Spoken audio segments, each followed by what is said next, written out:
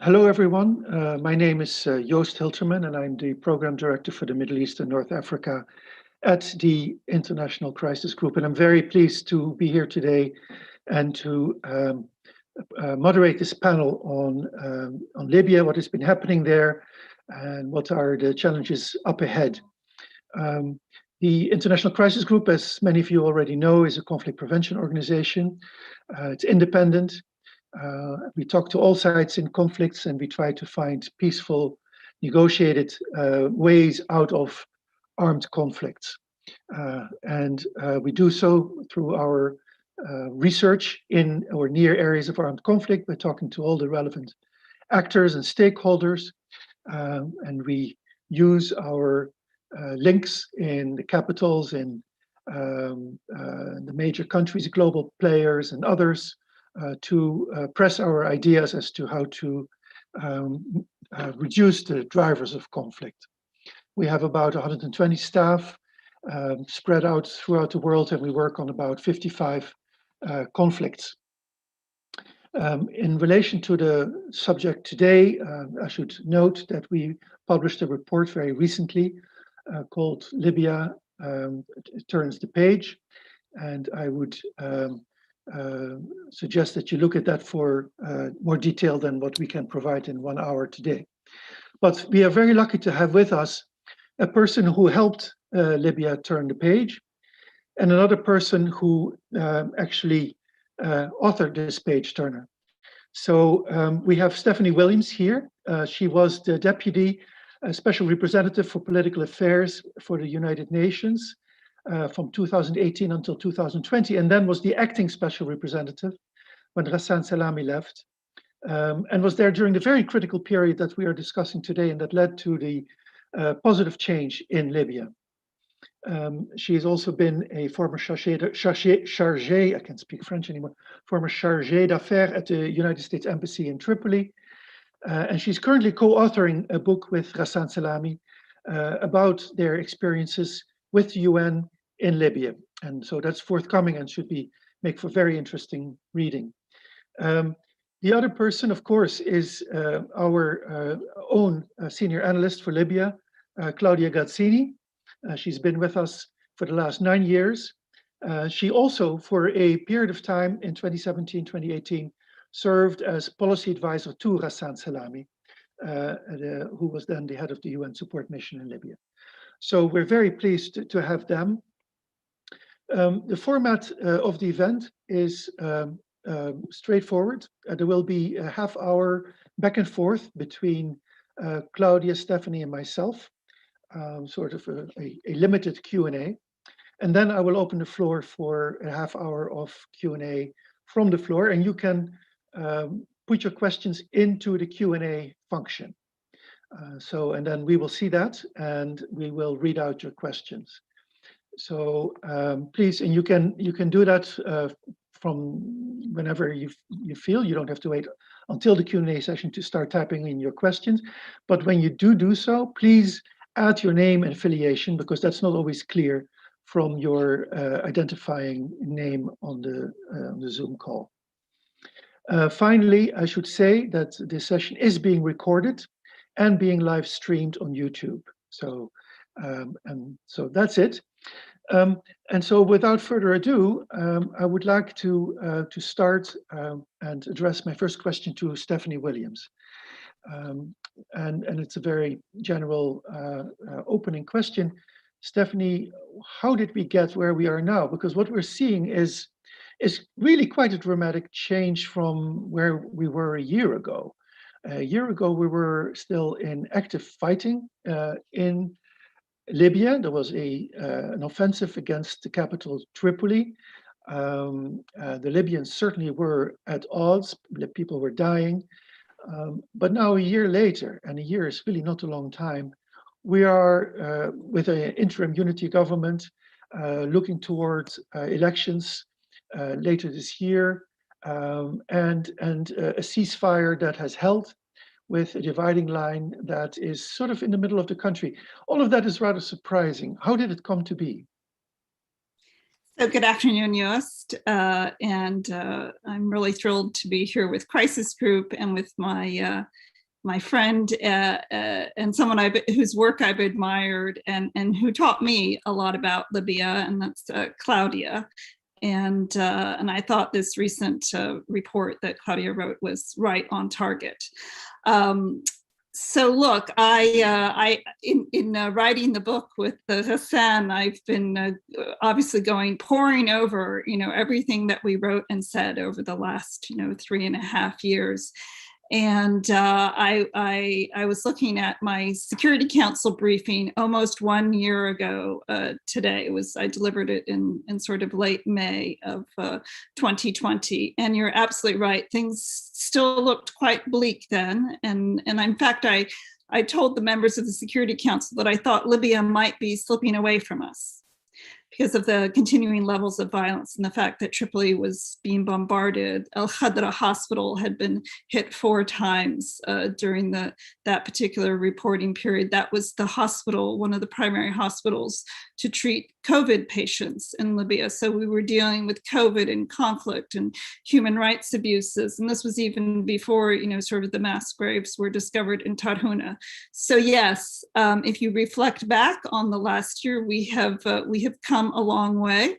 And that is due mostly to really the determination of the Libyans in the intra-Libyan tracks facilitated by the United Nations mediation to come together to sign the ceasefire, which solidified the cessation of hostilities that took place in June, to come together in the economic track to make important decisions about, the unification of financial and sovereign institutions, to hold, the first board meeting of the central bank in a number of years, and to agree the plan parameters of a unified budget, among other important decisions.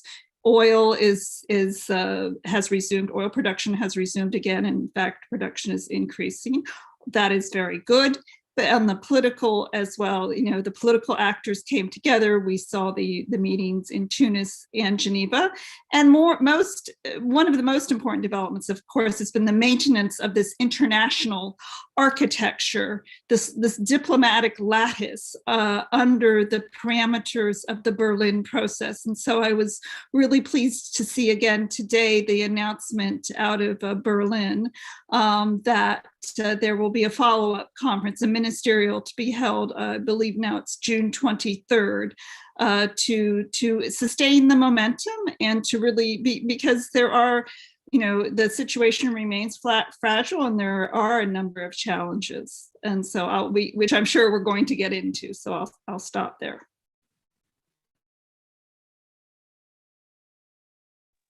Sorry, the mute button as usual. Thank you so much, Stephanie. Well, this leads me straight to the question for Claudia, which is also still, how did we get here? But Stephanie referred to the international architecture and the Berlin process and how important a role that has played and continues to play, hopefully, and how necessary it is. But can you say something more about the apparent international or regional convergence that enabled the return to some kind of accommodation on the ground between Libyans themselves? What happened in the past year that made this change possible? Yeah, I think first of all, we should highlight that it wasn't a given that the country would come together. The conflict ended last June and created a divided country, a country that has been divided since 2014. It was a country that had the forces led by Khalifa Haftar in control of eastern Libya and parts of central Libya and parts of southern Libya, with their backers, which included the UAE, Egypt, Russia, and a western Libya controlled by the Tripoli and Misratan forces with its other backers, which include primarily Turkey. So this was the situation after the hostilities ended. And for some time, there was fear that that division would cement. Now, the international talks, this Berlin process that Stephanie referred to, helped move away from a state of frozen conflict that could have gone on for years, I must say, to a state of unity. And I think it was very important for the outside backers of the two sides to realize that it wasn't sustainable to continue the conflict. Well, they realized that because the conflict ended, but it wasn't sustainable to continue this state of frozen conflict because it would have required funding the Eastern forces and the Eastern government. They had, remember, they did not have access to oil revenue, so they did not have a self-funding process, so it would have required foreign funding to maintain. Yet on the Tripoli side also, because of the closure of the oil terminals and the stop of the oil flow, there was also the question of how these Tripoli-based authorities and its military coalitions would have been able to finance themselves. So it was key that the international actors and the backers of the two sides somehow came around the table with the UN mediation, thanks in large part to the previous envoy, Ghassan Salamé, who understood that it would have been difficult to bring together Libyan factions that are not divided into 2, 3, 4, or 5, but are divided into many, many different segments. It would have been difficult to bring the Libyan factions together if first the internationals did not agree on a common vision for Libya. So this was key to break the state of frozen conflict and to actually move forward towards a unity of Libya. Of course, a change in the US administration also helped. And we're still talking about the days of Trump, but it was a change of posture of the administration at the time. Remember when the conflict in Libya began, when the siege on Tripoli began in April 2019, there was a tacit blessing by Washington for this offensive to take place. And what was said was to Haftar, if you want to do it quick. But 1 year later, that position changed, and the US administration was key in stopping the hostilities and in pushing towards an agreement for the unity of Libya. Another factor on the international scene that contributed, of course, was a gradual de-escalation between Gulf rivals. Remember, part of the reason why the Libya conflict escalated in the past few years was a reflection of also of the Gulf dispute. So you had Qatar on one side and the Emirates on the other that were playing out their regional rivalries also on Libyan soil. So since January, we also saw a de-escalation on that front, and that helped move the process forward. And likewise, we're seeing gradual de-escalation between Egypt and Turkey, two other very important regional rivals that have started to dialogue. So all these factors contributed to pushing forward the political process that we're seeing realizing itself and coming to fruition now. Just to follow up, Claudia, because you mentioned a number of de-escalatory things that happened, but it was also an escalation that contributed to it, because well before the US elections, and what probably brought the two sides together was the escalation by Turkey in Libya. And I think it deserves mention, even if it's raised the risk of an escalation of the overall conflict. But in the end, we saw instead that Turkey managed to push back against Haftar's forces, but didn't go all the way to, say, the Egyptian border or all the way to defeat Haftar. That in itself may also have contributed to a way forward, political way forward. How do you rate that? And is that linked to the overall de-escalation that is happening in the region between Turkey and Qatar on one side and UAE on the other, which came a bit later? Yes, I mean, you're very right to mention Turkey's intervention. What Turkey's intervention did at the end of 2019, so it was already 6 months into the war when Haftar forces had moved from central Libya to the outskirts of Tripoli, and really the front lines were in the city itself. And there was the risk that Tripoli would fall. So the Sarraj government at the time would not be able to keep up its resistance against this siege. And the government in Tripoli sent out requests for help. And they asked the Americans, they asked my fellow Italians, Algerians, and other military allies that had supported the counterterrorism efforts in Libya to intervene, and only, and Turkey responded. And there's no doubt that the military support lent by Turkish forces in the form of drones, military assistance, but mainly aerial defenses helped turn the tide of the Tripoli war. As you mentioned, Turkey's intervention could have continued the conflict in a certain sense, because it did enable to push back Haftar-led forces. They were pushed back to central Libya. And for a brief moment over the summer, there was talk in Tripoli to actually move further east. So with the help of Turkish aerial support and air defenses, there were plans being made to move into eastern Libya, and Tripoli-based politicians were also saying, we cannot end the war without a full victory, and the full victory means marching all the way to the eastern border.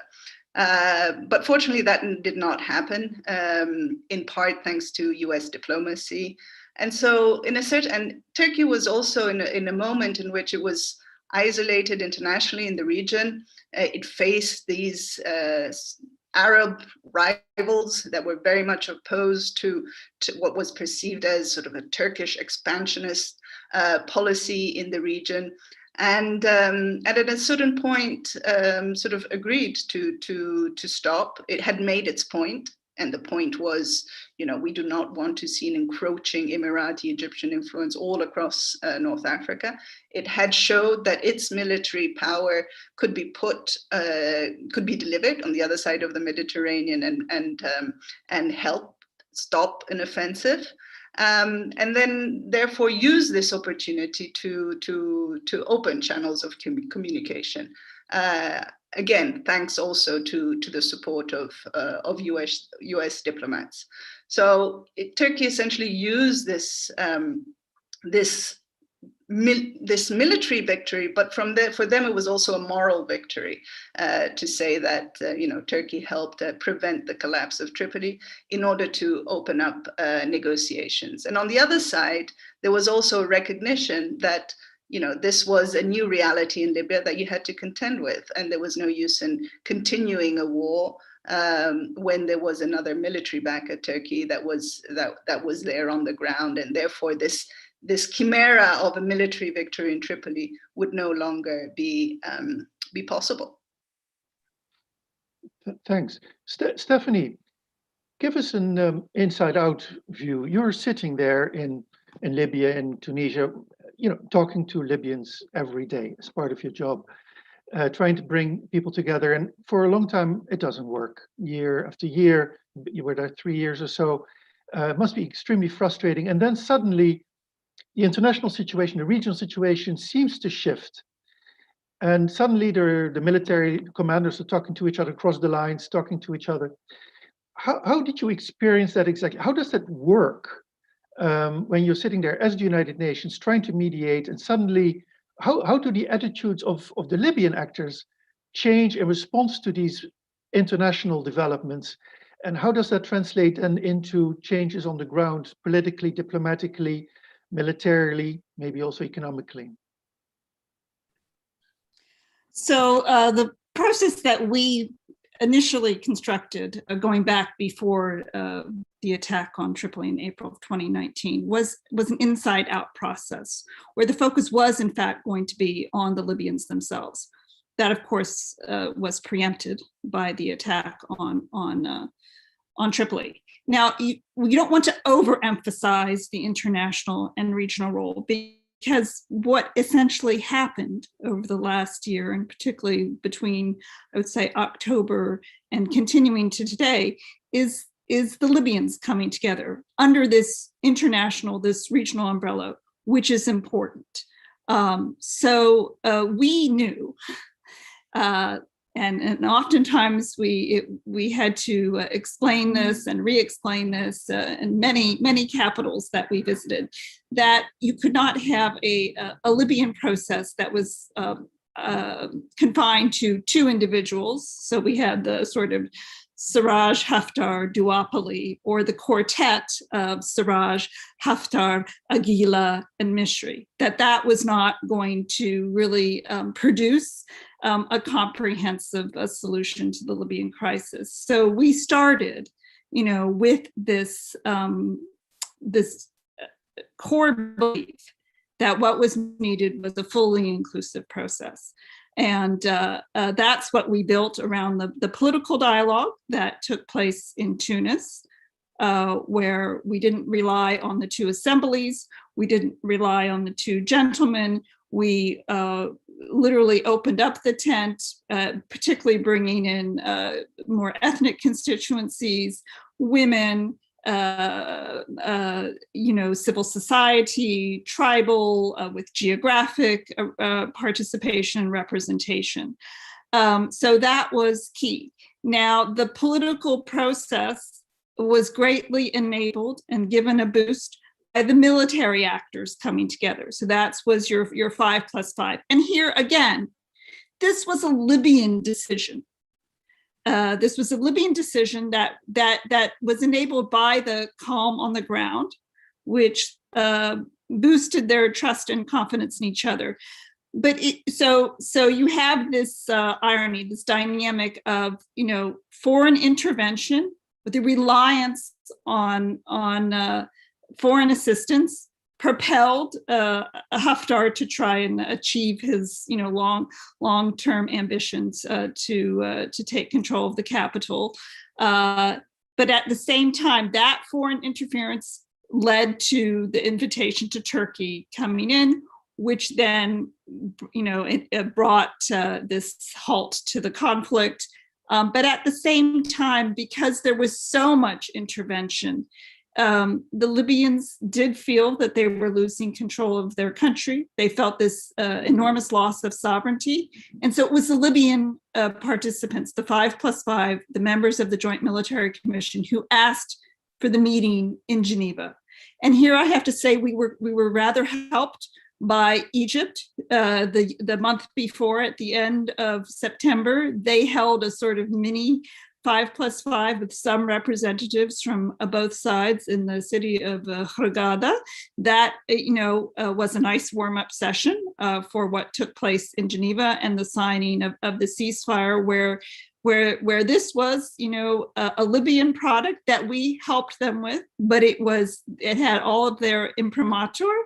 And most importantly, it carried the weight of their decision on the need for for instance, the foreign forces to leave, but also the request to me as the UN mediator that I move with alacrity, that the UN move quickly to convene the political actors with the purpose of moving towards elections under the aegis of a united temporary executive. They felt that was very important to sort of solidify all of these gains. And that's exactly what we did. Elections were announced in November. The temporary unified interim government was established in February and then approved by the House of Representatives in March. You've just laid out a classic case of conflict resolution, I think, and the mechanics of it, or the main components of it. In the literature, various terms are used that explain how a conflict can turn into something, can take a positive turn towards peace efforts. And people talk about sort of the hurting stalemate. I think this is a Bill Zartman term that certainly occurred here after Turkey pushed back Haftar's forces out of the capital. That's what it came to. And a hurting stalemate also happens when neither side, and then talk about the Libyans and their external sponsors, when neither side has escalation dominance. has the means and the will to outdo the other. And I think there was exhaustion on both sides in terms of how many resources they were willing to spend on a conflict in Libya that, you know, Turkey is not Libya, UAE is not Libya, et cetera, et cetera. So, but you have to match that, and I think you brought that out very clearly, the existence also of a way out, of hope, of opportunity, and an agency, the United Nations and its mechanisms, to act with alacrity, as you said. And I think all of these ingredients came together, and so it's a classic case, really, of a conflict turning into a peace opportunity. But I have a follow-up for you, because it's very sensitive, of course. It's very tricky for outsiders to come in and mediate conflicts. Conflicts are very personal, very local. They start often locally. Outsiders come in, they're resented, they're brought in. Sometimes, conflict actors want outsiders to come in to help them, but in the end, they're also resented for being overbearing and, pursuing their own agendas. And then as the UN, you come in, and it's a very tricky situation, because we're outsiders, we're foreigners, don't necessarily know the language and the culture very well, if at all. How was that interaction for you? How did you manage to survive and succeed in that environment? Well, I certainly didn't do it alone. There was a great, UN team who was beside with me throughout, and of course, the support, the critical support of this international architecture. But I have to say, it was really also the Libyans, themselves, and I what I saw and what I hope will continue.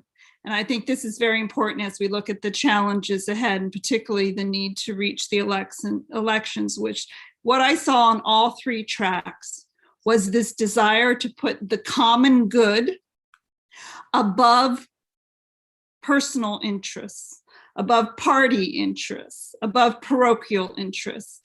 And you mentioned what drove them to this. There was a great deal of exhaustion, watching the country continue to fragment on almost this atomic level, to see the infrastructure continue to crumble, the crippling electricity cuts, the effect of the COVID pandemic on the economy, the fact that there was this use of hate speech and social media, which was playing such a negative role, throughout the mediation. Frankly, this desire by, I think, a lot of Libyans with goodwill, who dream of a stable and prosperous and democratic country.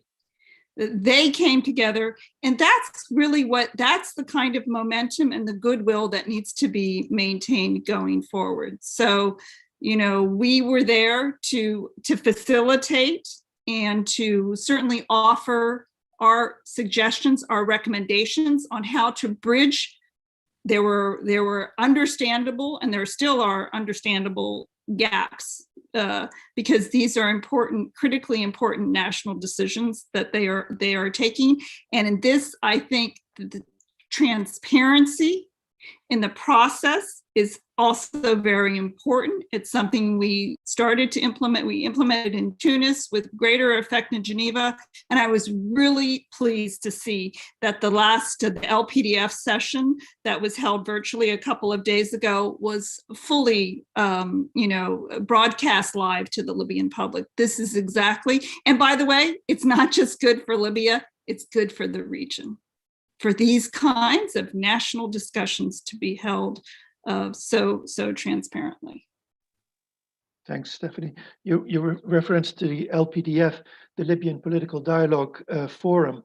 Claudia, first of all, can you just say a little bit about the role of that forum in getting us where we are today, and what the legitimacy of it is? Because we now have an elected government, but it's not a popularly elected government. So it's essentially, it came out of the dialogue forum. How much legitimacy does it have? Is that a problem for where we go next? And what are the main challenges that we face as Libya moves towards elections. Just in a few words, and after that, I'm going to open up the floor. Yeah, sure. But before that, I just wanted to add a few words on what Stephanie said. I mean, what helped the UN mediation was also a large distrust that exists in Libya for its own political class.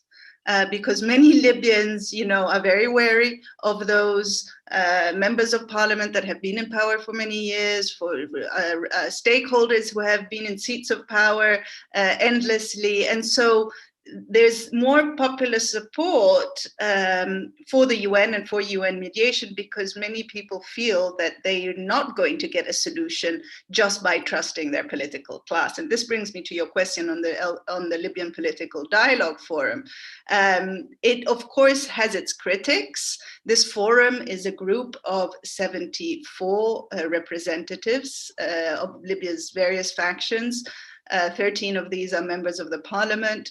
Other 13 are members of the rival assembly based in Tripoli called the High State Council, and the others are delegates chosen by the United Nations, but representative of civil society, women, and political constituencies. So there are some Libyans that say, well, this is not an elected body. Who are these people? What do they represent? Who chose them? But actually, there is overall widespread support for this forum, because there's an understanding that the existing political institutions have almost reached a dead end and would not be able to enact or trigger change. And that's why the Libyan Political Dialogue Forum, which the UN backs, has still a role to play. It helped create a consensus over this new government that is headed by Dbeiba, a consensus that was essentially created thanks to a procedure that was agreed upon, because it was put to the vote which person would become the new prime minister. And this procedure was accepted. So I hope the next step that the Libyan political dialogue has to play is to agree once again on an internal procedure on how to move this political process forward, because the next step is elections, and they have to take place in one form or another, and there's still disagreement on that. Thanks, Claudia. So already we have quite a few questions in the Q&A. I would invite both Claudia and Stephanie to glance at it, but let me ask a question that links up to this one from Peter Millet, the date of the elections, because what we saw in 2015 with the Scherat talks, there was a real effort and desire by the United Nations in particular to get the thing done, to get something in place, a structure in place. And I remember very well at Crisis Group at the time, we said this is a rushed process and the results cannot be good if it's rushed. You need to have some kind of internal consensus about the way forward. There's a similar risk with going ahead with elections when that consensus is still lacking. How important is it to have these elections by the end of this year versus having a more drawn out process that maybe lacks the popular legitimacy, but that at least can work out some of these difficult issues along the way? It's a very difficult balance. What do you do first? It's a chicken and egg problem almost. I don't know, Stephanie, you want to give that a try? Yeah, please. Yeah, sure. So look, the most important reason to have the elections is because an overwhelming majority of Libyans want national elections. Poll after poll, you're looking at numbers in the 70 and 80%. So, okay, you need to respond to this really demand on the part of the public for national elections. And the date of December 24th, which was selected by the LPDF last November, it coincides with Libya's, the 70th anniversary of Libya's independence. So there's a symbolic importance to this date. Also, there's overwhelming support for holding national elections on time. And here's why, here are other reasons why you need them. You still have, Claudia mentioned this as well, you have a crisis of legitimacy of the current institutions. The House of Representatives and the Higher State Council, their terms expired long ago. Higher State Council, 2012. HOR 2014. You have an interim temporary unified government. There is an implicit contract that has been signed in Tunis and in Geneva that this is a bridge towards national elections wherein Libyans will choose their representatives. And it is only a fully sovereign, democratically elected government, representative government, that can really tackle a lot of these underlying issues, the structural reform that's needed in the economic and sovereign institutions, the reform and the ultimate disposition of the military institution, which is a very important topic. What kind of military do Libyans want? Making that institution fit for purpose. Charting Libya's, sovereign relations with regard to, its defense partnerships, trading partnerships. All of that needs to be done by a democratically elected, sovereign, representative government. So you've got that. You've got the fact that you have a constitutional chamber right now of the higher court that's been closed. It's been closed. They shuttered their doors because what the political class does, the status quo political class, is they resort to legalisms and precedents in order to essentially obstruct the way forward. And this is all to say that there is a momentum in the country. We have seen in the last several months. Now there is this really surge amongst civil society. You have NGOs. You have a movement for elections. These are led by youth, but also by women. It is time for the current political class to step aside. There's a new generation of political leaders waiting to contribute to the country. So time is of the essence. I think this month is going to be critical. I do think that the regional rapprochement that we've seen between the Turks and the Egyptians can be helpful in this regard, but also more broadly, the international support for elections. Great, thank you. Claudia, there's a question here from Sharif Al-Ashmawi. And I think it's a good one because it raises a classic problem with elections in post-conflict societies and the early transitions. There's a risk in having elections so early. Maybe it's necessary. Maybe Libyans overwhelmingly want them. It certainly would give legitimacy to the elected government. But what would happen to the balance in a highly polarized situation between two or three centers of power in a country, if they're not represented in the elected government? It's possible, of course. Hopefully, you would get a government that actually represents the whole country sort of evenly, but it's not inevitable at all. So what would happen if it could just continue the conflict in a different way? What do you think? Well, first of all, we have to take a step back because there are different issues when we're talking about elections in Libya. One is a parliamentary election and the other is presidential.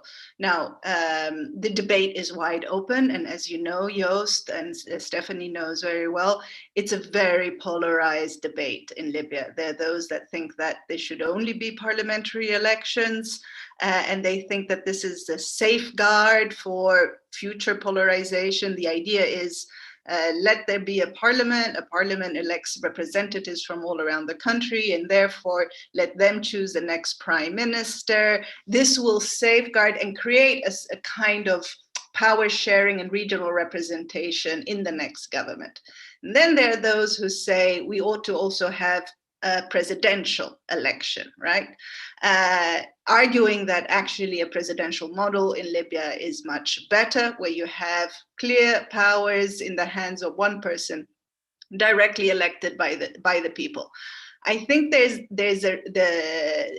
argument, there are people who oppose this presidential election fiercely and say that there's a risk that will return Libya to a state of authoritarianism, because there will be too much power in the hands of one leader that has a direct, popular vote, which gives him more even moral authority. Now, the debate is complicated and is difficult to decide what would be better. But I think certainly when we're talking about the risk for polarization and the risk for sort of winner take all mentality, certainly with the presidential vote, there is this greater risk. And there is this greater risk because there is that type of election brings about one winner, right? Whereas a parliamentary vote brings about many elected members of parliament. So there is less polarization inherently in that process. So the UN doesn't really fall on one side or the other side of the debate, has maintained rightfully a very neutral position. This is up to the Libyans to decide. But in my interactions with Libyans, there is overwhelmingly across the country this aspiration for a president. It's always been there. So I think this would be a natural course of action, with the caveat that yes, a presidential campaign, or a campaign between political actors over the post of the president, does risk being highly polarized. And that's where we need to have a process that ensures, if this is the road that will be agreed upon, we need to have international assurances that the results will be respected, that certain steps need to be taken in order to safeguard what comes after. So both of you have already addressed actually a number of the issues that were raised in the Q&A function.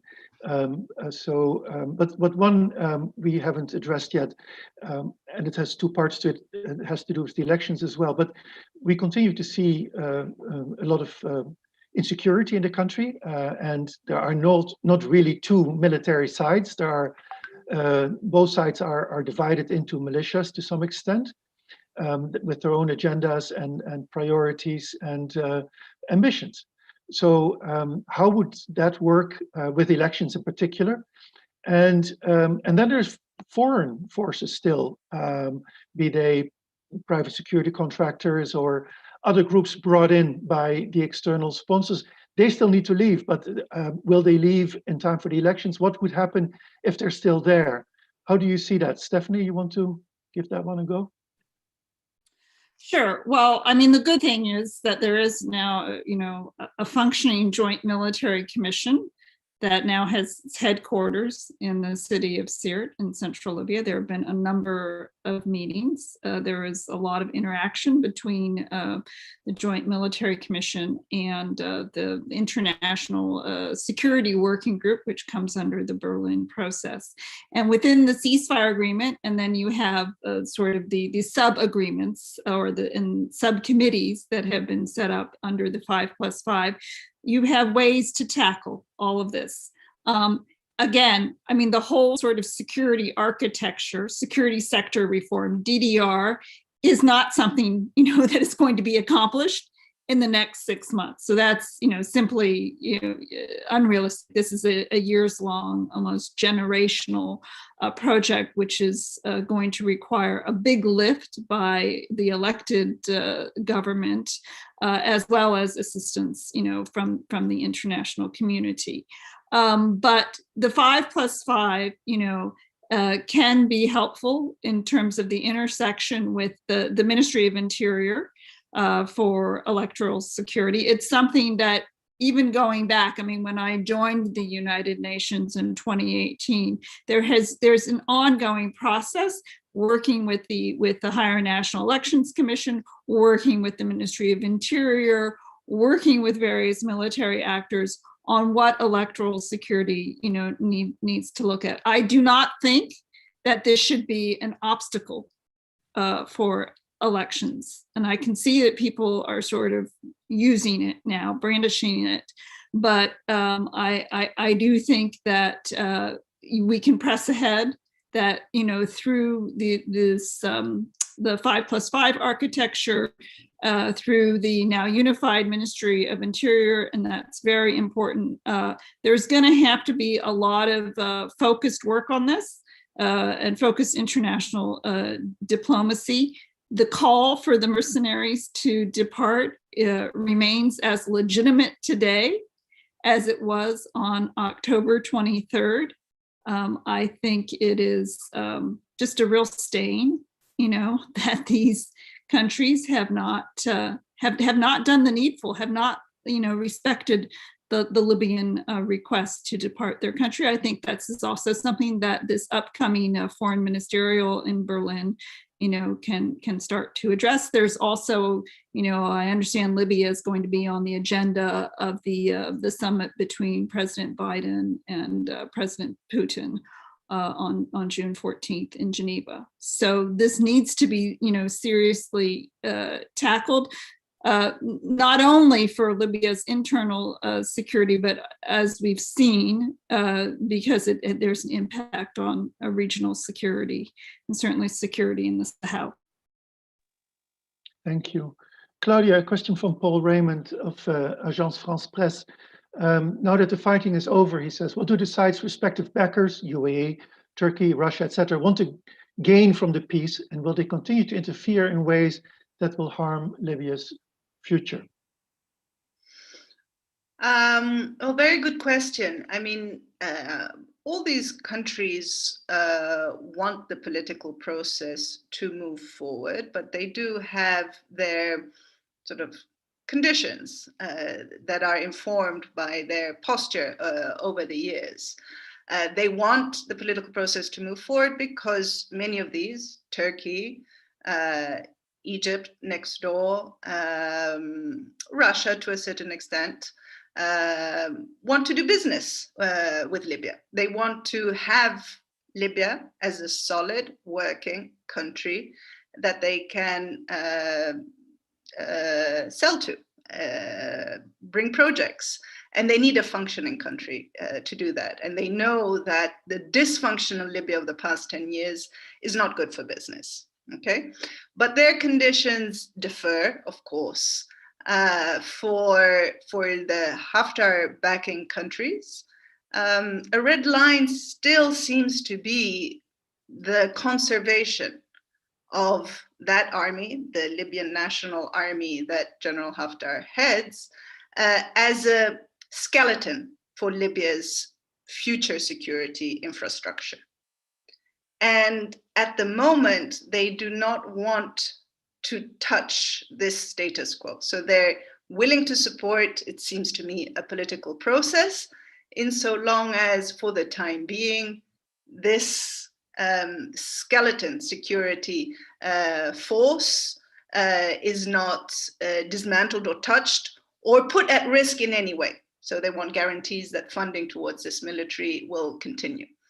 On the other hand, for Turkey, the political process is important. Turkey, of all of them, perhaps is the one that is most interested in doing business with Libya. Its own economy depends on expanding its markets, but it wants a political process that, in certain sense, guarantees Turkey's own strategic interests, that are a maritime delimitation deal that Turkey signed with the previous government in Tripoli in 2019. It's a maritime deal that allows Turkey to position itself in the East Med over other gas deals with other countries. So it's of strategic importance. And for Turkey as well, it wants to be sure that the future of Libya, again, doesn't fall into the orbit of its what was until recently its Arab regional rivals. So they have, they still have strategic rivalries, but for the time being, and this is new, they are all supportive of this current political process because they they know that despite the differences, they have more to gain by working with this political project than undermining it. Great, thank you. I wanted to ask Stephanie, you mentioned earlier and went into some detail about reaching out to Libyans more broadly. And there's a question here from Mats Benjamin Gnam at the University of Kiel. What kind of role can local governments play in stabilizing the country? This is a good question, because we often see in conflicts that are national level conflicts, there are oases of peace or areas that remain relatively shielded, where governance continues, and they could play a very positive role in a transition because they have an experience of governing despite difficult situations. How do you see that play out in Libya? So that's a great question, and yes, indeed. I mean, the municipal councils of Libya are heroic, and these are local councils that have worked throughout COVID, conflict, misgovernance, central misgovernance, lack of provision of resources, and these amazing councils. And we visited.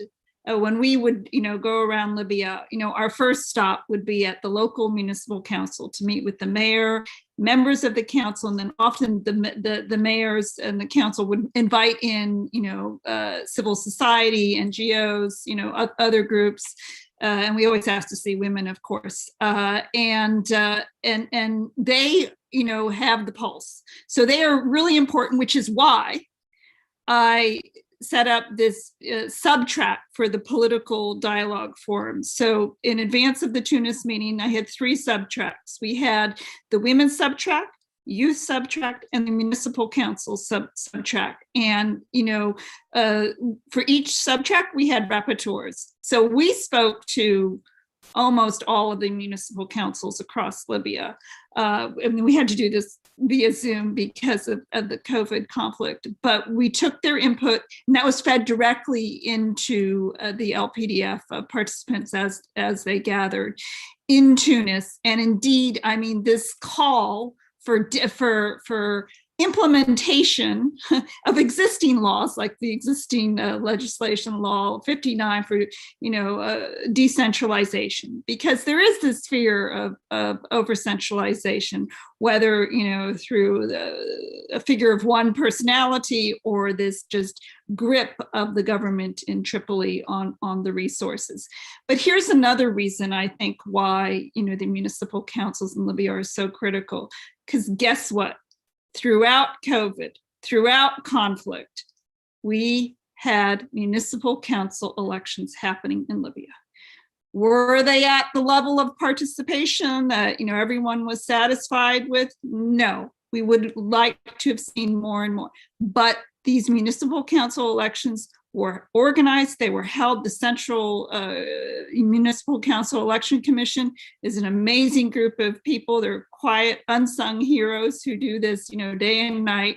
But what it demonstrated was this great thirst in Libya for democratically elected representative government. And this is, again, I think, where Libya has an opportunity now to distinguish itself in this region, where you have this horrible presentation of the false choice, the choice of the mosque or the barracks. What about, it's the divine right of the kings, the shuyukh, the presidents for life, as we've just, seen recently, or you have, sort of the divine right of the clerics. What happened to the divine right of the people to choose their representative government? And that's where, you have it at the grassroots level in Libya, and now you have an opportunity to realize this at the national level. That's why the municipal councils are so important. Indeed they are, thank you. Then we come to the difficult, one of the more difficult questions in every conflict and transition. We see that the military aspect is always the hardest one to resolve.